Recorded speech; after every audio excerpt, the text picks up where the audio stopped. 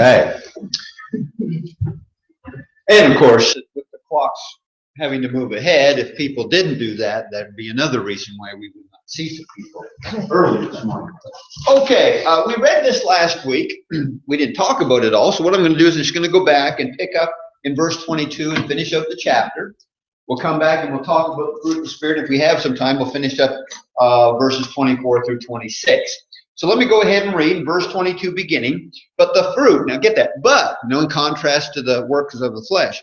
But the fruit of the Spirit is love, joy, peace, long-suffering, kindness, goodness, faithfulness, gentleness, self-control. Against such there is no law. And those who are Christ have crucified the flesh with its passions and desires. If we live in the Spirit, let us also walk in the Spirit. Let us not become conceited, provoking one another, envying one another. And then I like about this, he goes right into chapter 6, and that we'll probably get to next week, where he starts talking about, okay, let's put it into practice now. All right.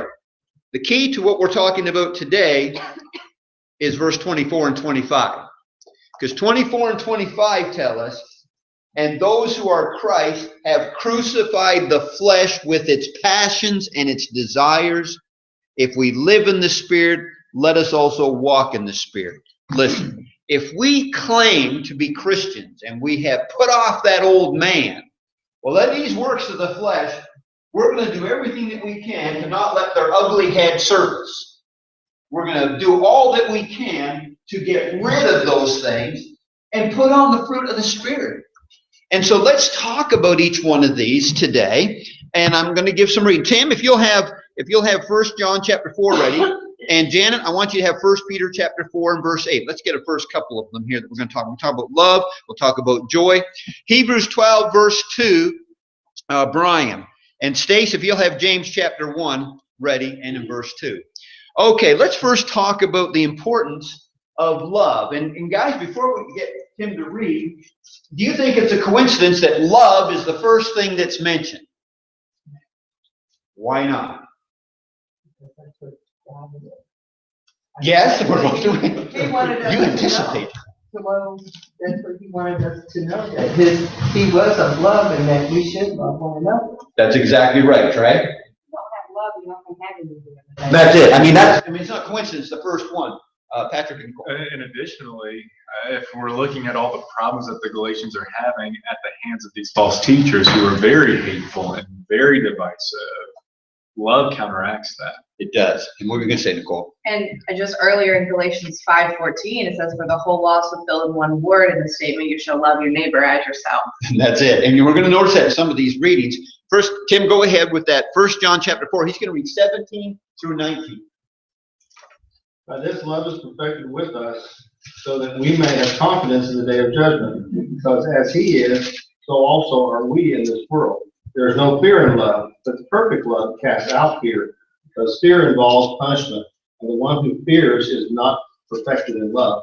We love because he first loved us. And that's exactly what you were talking about, and you guys were also mentioning about the idea that this is our makeup. A person that has not love, I'm reminded of the 1 Corinthians 13, right? I mean, if you don't have love, what's it mean? I mean, it's like a clanging cymbal. I mean, in other words, if you don't have love, you don't have anything. You could, that's what he basically said. Now, Janet, you have 1 Peter chapter 4 and verse 8, love. And above all things, have fervent love for one another, for love will cover a multitude of sins. See, that's it. Really, when you have love, you think about this. How does love couple with these things over here? The majority of these. They just don't. Now, a person says that, well, I have love, but I have hatred. I have an outburst of wrath. I'm selfish.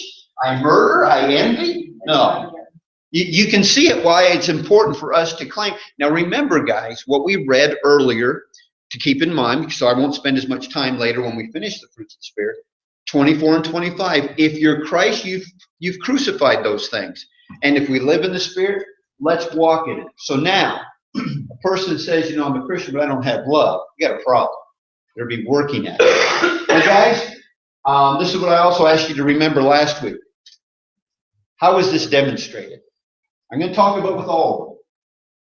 Person says, I have love. Well, you know, we said it before from Romans chapter 5. God demonstrated his love. If you don't demonstrate love, it's just a word. So you love your wife. If you don't demonstrate it, it's just a word. So how do we demonstrate it? Give me some areas where you and I will demonstrate that we have love rather than just saying, I've got it. Stacy? Your attitude. What do you mean? Give me some. Attitude If of you're what? positive or negative about how you present yourself. Okay, and that's Okay. going to tie into some things a little bit later, especially when we get into this idea of joy and kindness. How else can you demonstrate, you know, that, man, that person's just a loving person. EJ? Well, I hate to say this, but if you're giddy as I am and you stay happy all the time, you don't really have time for anything else, because when you see somebody and you smile, they smile. You can always say something stupid, not bad, but stupid to come out your mouth. They laugh, you laugh. Okay, now listen. What she's talking about there is that people can see, with our next point, people can see joy. Can people be perceptive that when you don't love? Well, of course. You know, you can picture, you know, they're just got a chip on their shoulder. They're just never happy, okay, in contrast to that. But being loving, you know, loving one another is, what were you going to say, Nancy? I was going to say, a lot of times it's how you say these things, in a loving manner, in kindness, and not just because you have to say it. That's right. Being genuine, okay, not being hypocritical. And the loving that is there is just being understanding and just caring that we've also talked about. All right, then we get into this idea. The second one is, you know, you have to have love. That's a fruit of the Spirit. I'm not talking about joy. I mean, Hebrews 12 and verse 2 says what, Brian? Hebrews 12 and verse 2. Looking unto Jesus, the author and finisher of our faith, who for the joy that was set before him endured the cross, despising the shame, and is set down at the right hand of the throne of God. All right, see, now I've got two verses I want us to consider here. Stacy, you got James 1 and verse 2, because I want you to explain how, you know, Jesus had, with joy, but with the cross that was set before him, joy. And then Stacy, what's verse 2? My brethren, count it all joy when you fall into various trials. Wow, there's something to look forward to. So how does joy fit into this? Now, we understand joy, a person who's just, you know, rejoices. He's a happy person. Janet? Well, knowing that when you go through trials, you know that you're going to come out stronger at the end, and you learn, Okay, I like that. from it. Because you do kind of enjoy that you become stronger. Now, but do we have a conflict here? Jesus is praying in the garden, if it be possible, let this cup pass from me. But he counted all joy with, with the cross that was set before him. Where does the joy come in here, Patrick? Well, per the verse in Hebrews, it's possible that, you know, he had this joy set before him. He wanted to do the will of his Father. But all the while it says he despised the shame. And so there is a sense in which that, you know, we have trials. And hopefully we're not so masochistic that we want the pain and we want the harm. Right. But we know that good results, like Janet was saying, will ensue. And ultimately God's purposes will be achieved. And that's what we have joy in. I think that's it. I think that when we walk by faith, we're looking beyond. And that's what's helping us, especially when we get into the next one, too. And they all just kind of run together here. We have that peace that passes all understanding. We're going to read that in just a moment. But wait a second, but when I'm going through hardship, how does this all work together? Because we walk with the eye of faith like Jesus did. He could see beyond that. He could see the benefit. You and I can see the benefits of trials because it's going to make us stronger. We're not going to cause those things that we're talking about, those things, could they creep over to this side? Right. When you face those you need things? to look beyond, or the works of the flesh will get you. Yeah, if you don't look ahead, what are you going to do? You're going to look back and you might start to complain. You get angry about it. Why is this happening to me? And you're just mad all the time. Nancy? I can't do this, I can't get a job, or I don't have the money to do this, and everybody else does. Exactly. You're looking at the negative rather than the positive. And so the joy that we have as Christians, now, how do you display this? Mark, before that question, before we answer that question, Mark, you had a point. Paul calls it conflict between the spirit and the flesh. The flesh says, I look ahead, I see these trials, I don't want to go through them, just like Jesus said, that's the fleshly part. But the spirit says, go through them, be strong, look at the joy at the end. So here we got this conflict. Which side do we fall on? That's on it. the fleshy side, don't go through it, or do we fall on the spiritual side, go through it? And even while you're going through that fleshly side, there is still that spirit side, that joy of knowing that, this is going to make me a better person. Or the idea that, there's something better beyond this life. We don't want to make this place our home. I don't want heaven on earth. I want to go to heaven someday. And I'm trying to do what I can here that live peaceably with all men and all that kind of stuff. Now, how do you demonstrate this one? Now, we went on a tangent and talked about tough times, and you can still have joy by looking beyond. But how do you demonstrate joy generally? How can you demonstrate that to your brothers and sisters or the people you come in contact with? Gene. Really in simple words, it's not that complicated, I don't think. Shouldn't be. In this life, we know we have a lot of problems, temptations, and a lot of problems.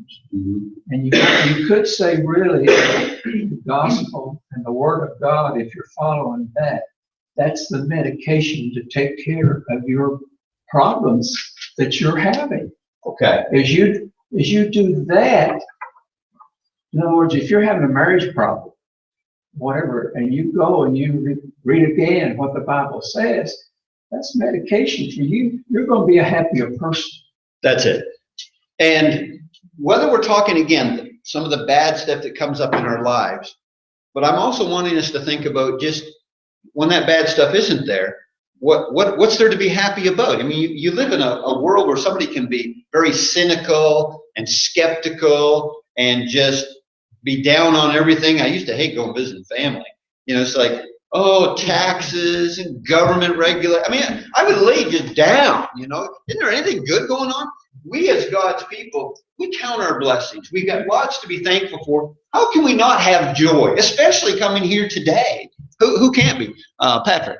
Well, going along with that, I think there's this tie between joy and gratitude that we just can't underestimate. That if we're not appreciating or valuing the things that God is doing, then of course we won't be joyful. That's exactly right. And Sandy, I want you to have in readiness Philippians 4, please. Philippians 4. Mike, can you have James chapter 3 ready, please? James chapter 3. And we're going to talk about this idea of, you need to have peace. Now, that's in contrast to some of the works of the flesh over here. What's in contrast to peace over here? Anything on this list? Wrath. Wrath? Contention. What's that? Contention. Okay, exactly. Contention. Revelries. Yeah, and, you think about, obviously, murder. We're not interested in unity there. But this peace. Let's look at a couple of passages here. We got Philippians 4 and verse 7 reads what? And the peace of God, which surpasses all understanding, will guard your hearts and minds through Jesus Christ. This is what Gene was talking about. Gene was talking about the knowledge that we receive, and because of our relationship with God. James chapter 3 and verse 17, Mike. But the wisdom that is from above is first pure, then peaceful, gentle, willing to yield, full of mercy and good fruits, without partiality and without plots. Okay, I love that passage because he's talking about the wisdom that's from above. There's wisdom that's earthly in that passage, that's sensual and devilish, it's selfish. But wisdom that's from above. One of the things in that list was the idea of peaceable, peace. How do you demonstrate that? How do people see that you have the fruit of the spirit of peace? Stacy. Well, you can get along with people, but you don't have to necessarily agree with everything that they. Okay, you're reminding me what Paul says. As much as lies within me, live peaceably with all men. Now, I can't make people like me, but I can try to do the best I can. That doesn't mean compromise, but I'm trying to live peacefully in this world. Okay, I like that. But how else do you demonstrate you have the fruit of the Spirit of peace? Tim? Maybe giving in on a discussion where it doesn't really matter who's right or who's wrong, just kind of accepting and letting the other person. If it's what color the paint is, it's okay. I'm good with that, right? Because what does that do for you, Tim? If you did that? Well, it allows me to feel like I've been selfless. Right? Is there conflict now? No. See, the benefit is I want peace. I don't want to just walk out of it and say, man, I didn't get my way in the business meeting. Boy, that really frosts me. The whole idea is I just want to be at peace. And I also get this idea, too, of if I can show contentment. Right. I'm content. And that's what the Tim's talking about. I can give it. It's not a big deal to me. You want my opinion, I'll give you my opinion on something, but if we want to go this direction, let's go that direction. The point is, we can show to people that we are at peace. Gene? Well, what hits me between the eyes when you think about that, I remember back, kids, boys especially, they'd have a problem with somebody or something's going on, and they'd come and they'd mention or whatnot, and I'd start asking questions. Mm-hmm. And I'd ask a few questions, and well, what about that? And then immediately they get the idea that I'm taking up for the other guy instead of them.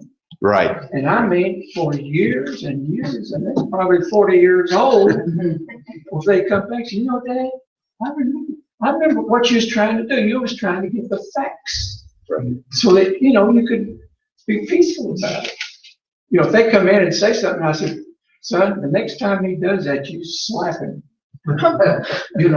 That's not showing peace. Right. That's exactly right.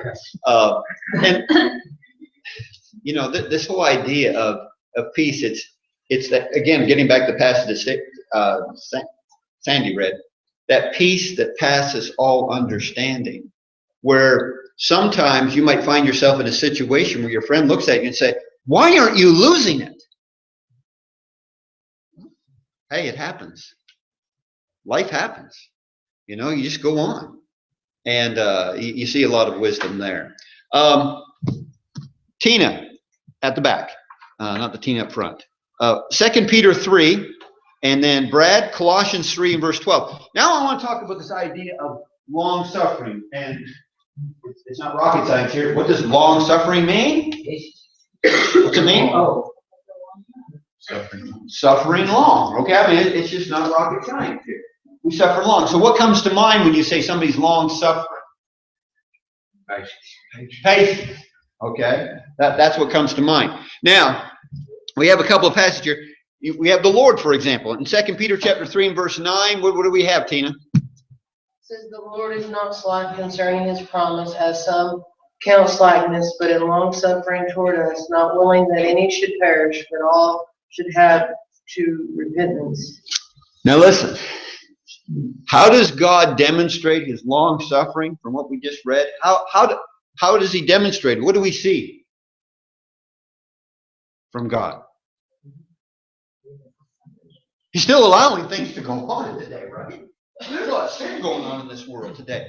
But he's sitting there going, well, I want to provide time because I don't want anybody to perish. There's still people that are studying. There's people that are wanting to come out of darkness. That's great, Gene. Jesus is our advocate, and that shows long suffering with God. Yeah, we sin, we can. And he demonstrates it over and over again. We also had the Colossians 3:12. Just reinforces it. Therefore, as the elect of God, holy and beloved, put on tender mercy, kindness, humility, meekness, long suffering. Now, in the first part of that verse, Brad, read the first line again.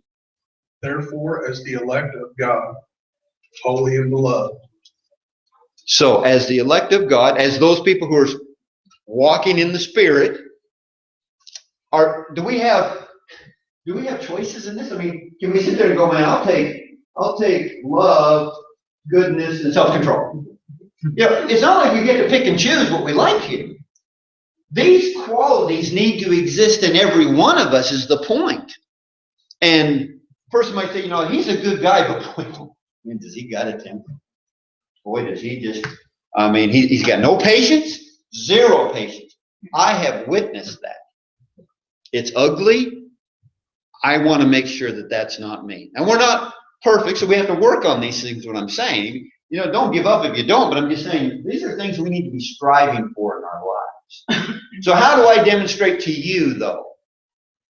How do I demonstrate to you? How do you demonstrate to me that you're long-suffering? Because you got to have the fruit of the Spirit, right? And we want to demonstrate it. How can you do that? How can you demonstrate long-suffering? We want to see it. Dave? Well, through prayer, we pray that,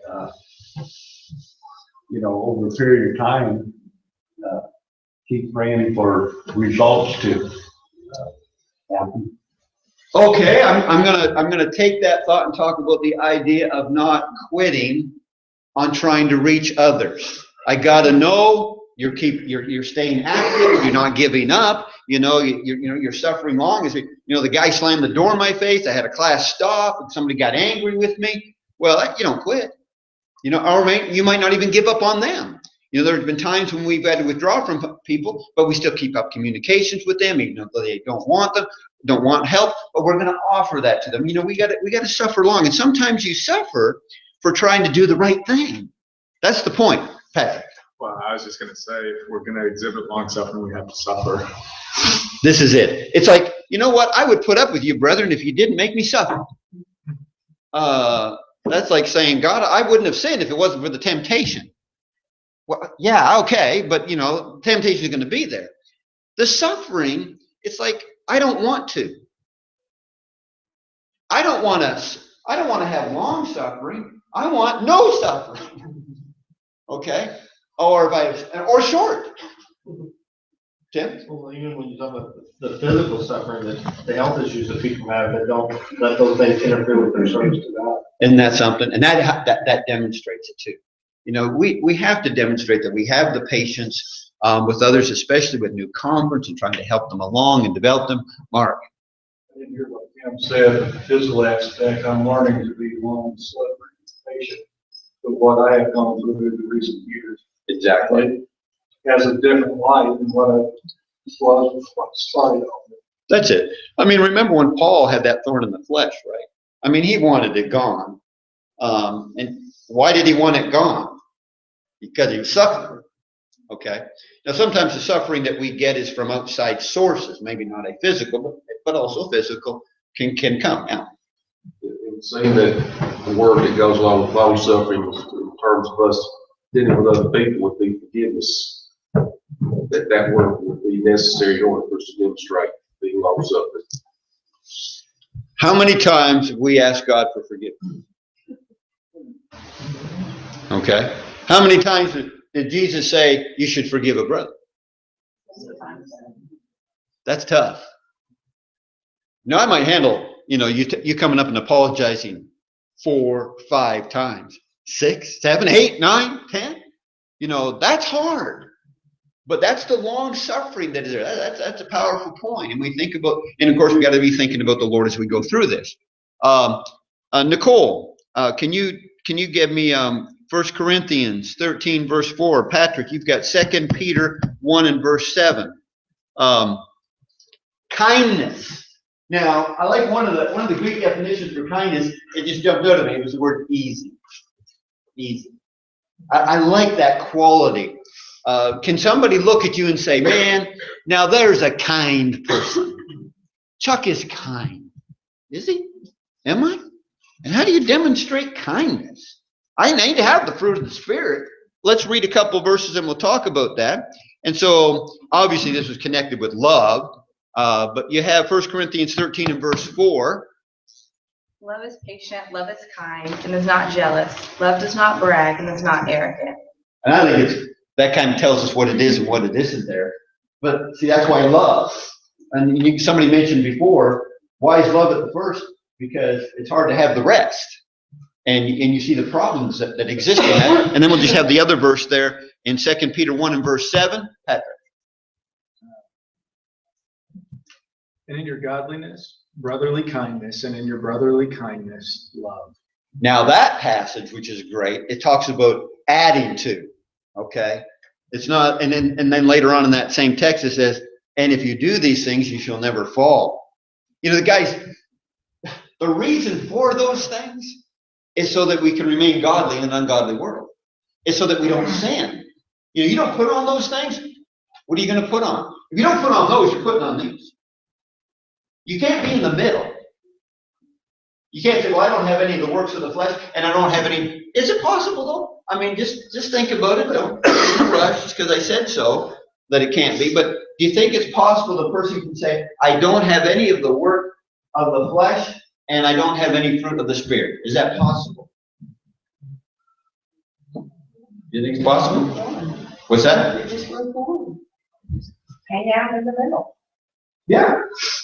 I mean, that's the problem. And so let's not think to ourselves that we can avoid any of these.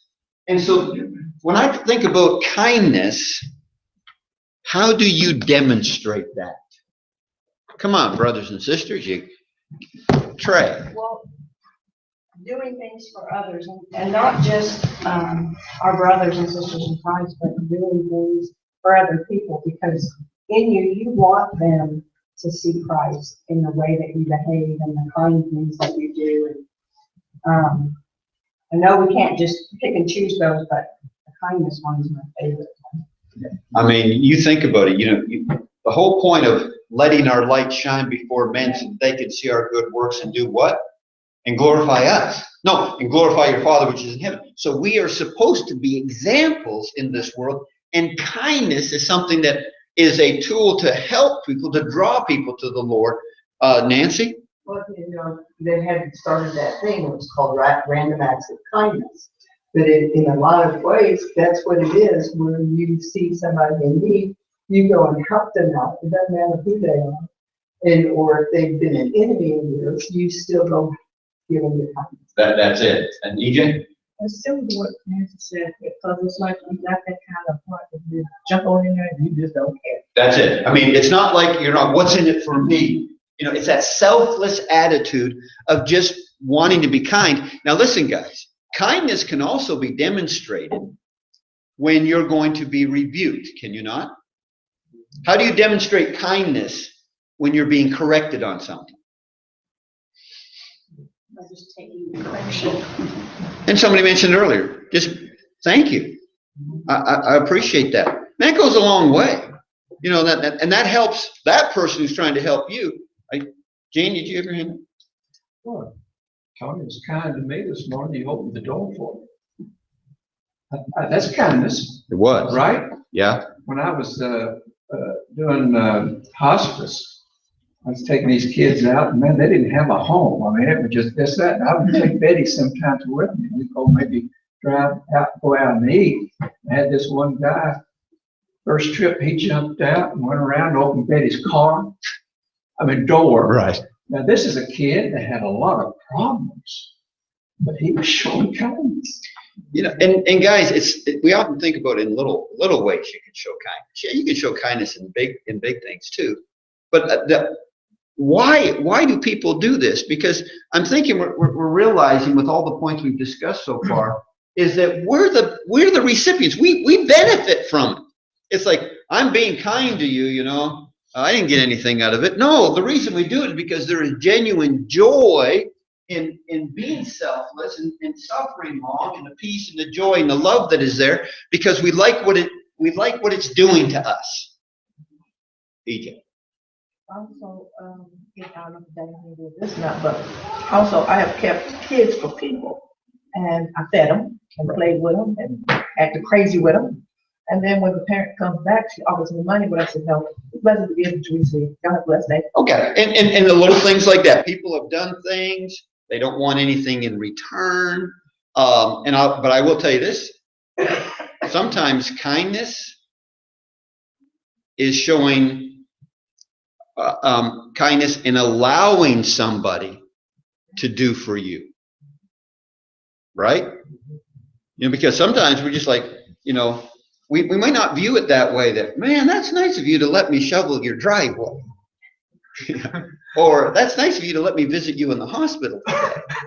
But Paul dealt with that. Paul talked about how that there was balance when he wrote the Corinthian brethren, that the reason why there was equality with you giving and those that were in need is because those that were in need were providing an opportunity for you to help.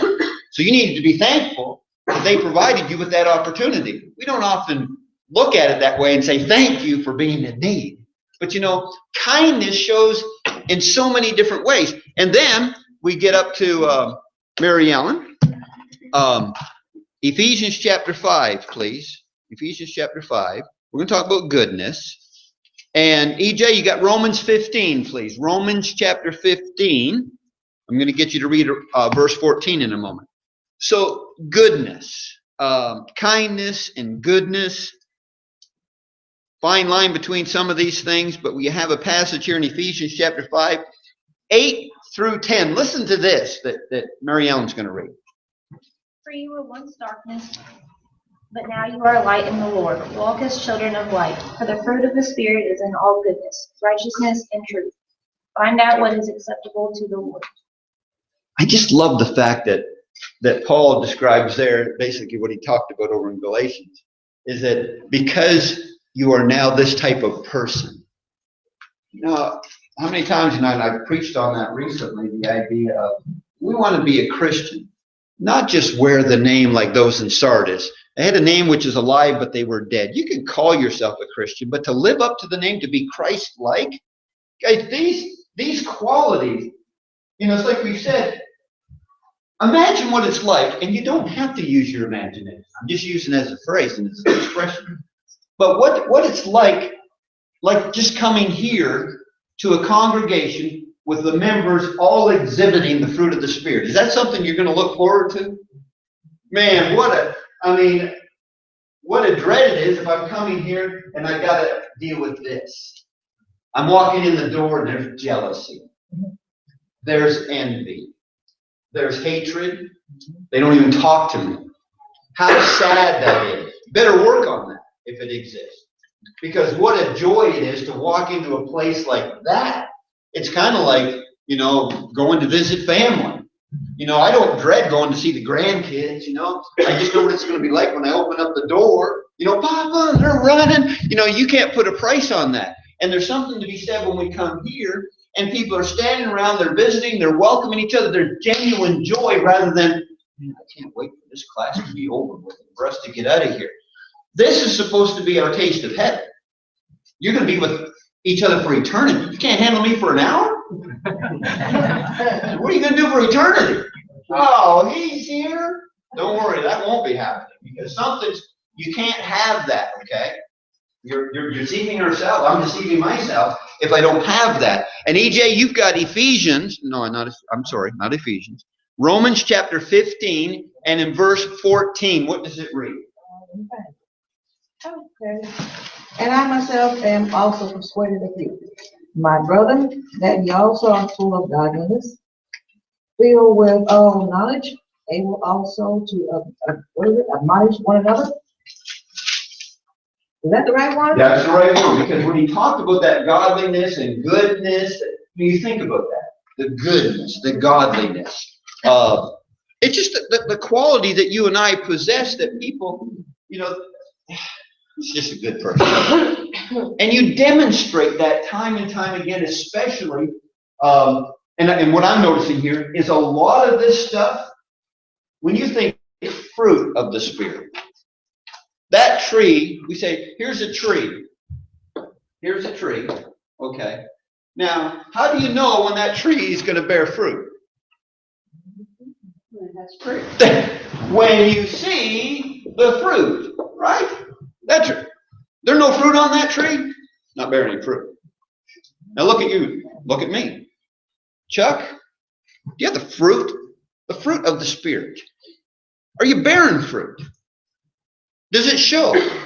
You can't stay in your house.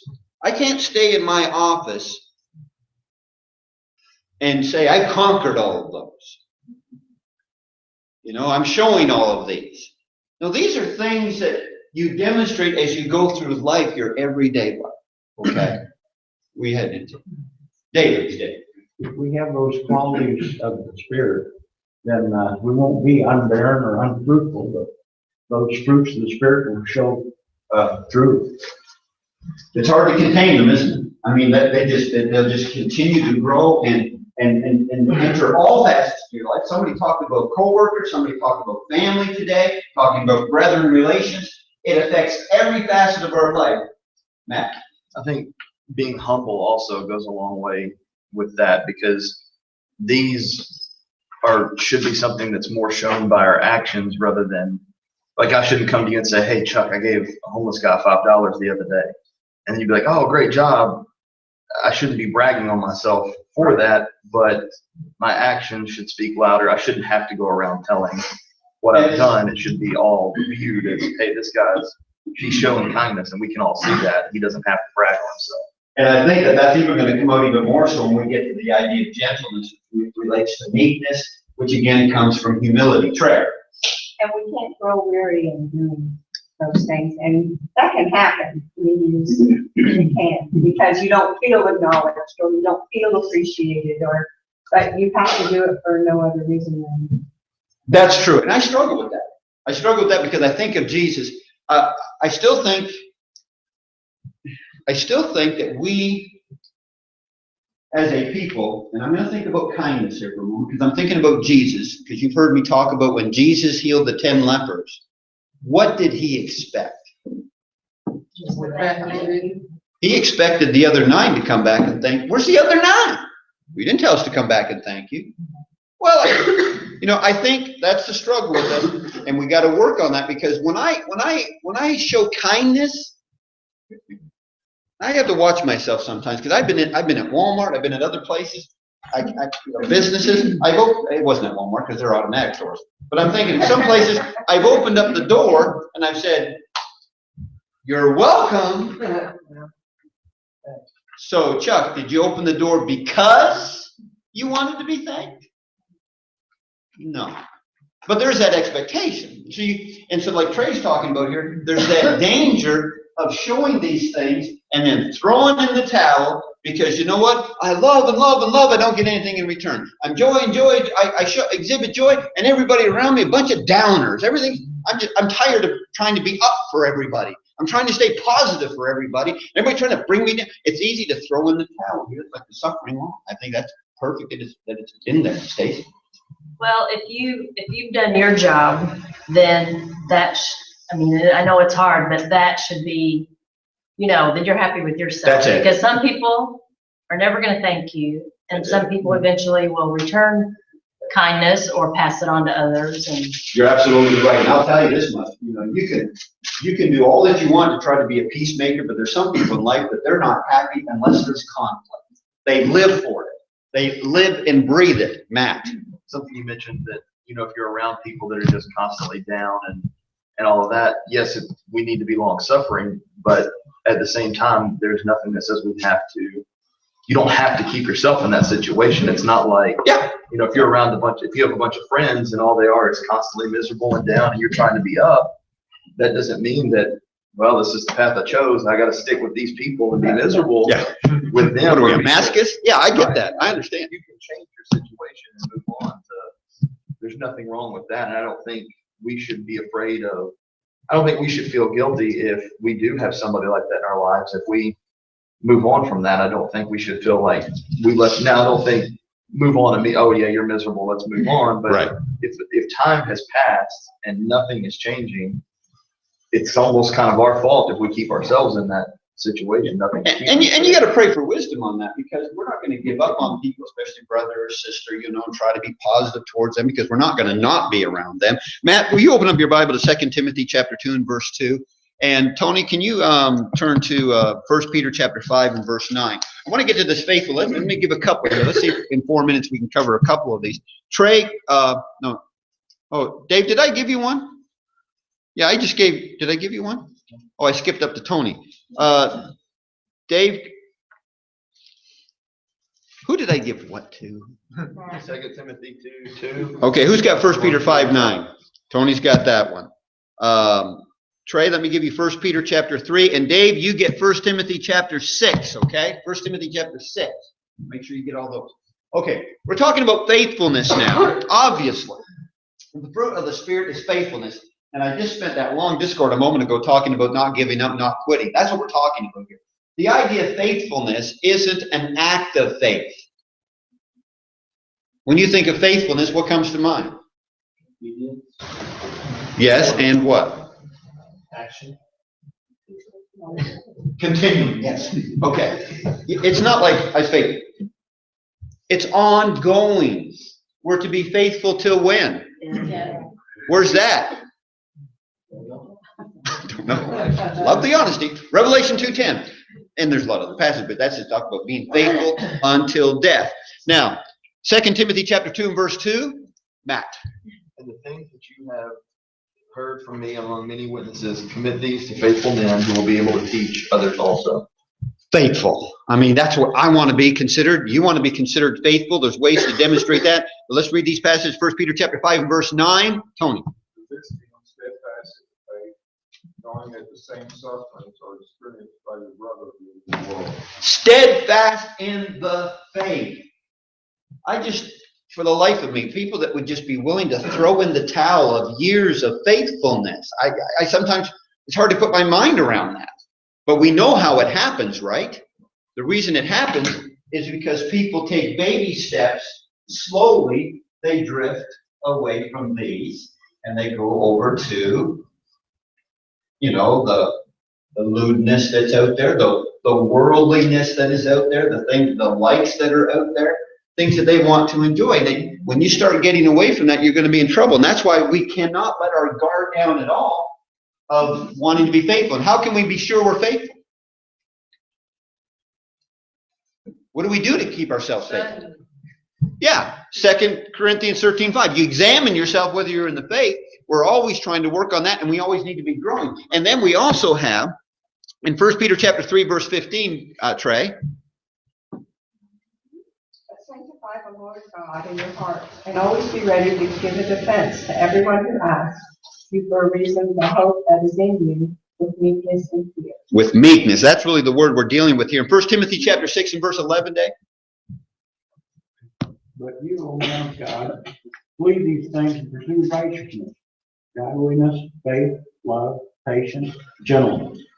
Okay, guys, when we're thinking about the life that we live and in our interactions with each other, this whole concept of meekness, how can I demonstrate that? How can we demonstrate that with each other? How do we demonstrate that? Matt was just talking about it. Being clothed with humility and mindful of how we speak. You know, gentle words, you know, a soft answer can turn away wrath. You can be in the right. You can be right, but you could be dead right. You know, you could be kinder when you speak to somebody. That gentleness needs to be there. And you think of a parent, you know, and dealing with their child, you know, like Charles Ingalls dealing with their children. Little House on the Prairie. But anyways, good stuff, guys. Appreciate all of your comments. And we'll finish that up and go ahead and read a little bit in chapter 6 for next week.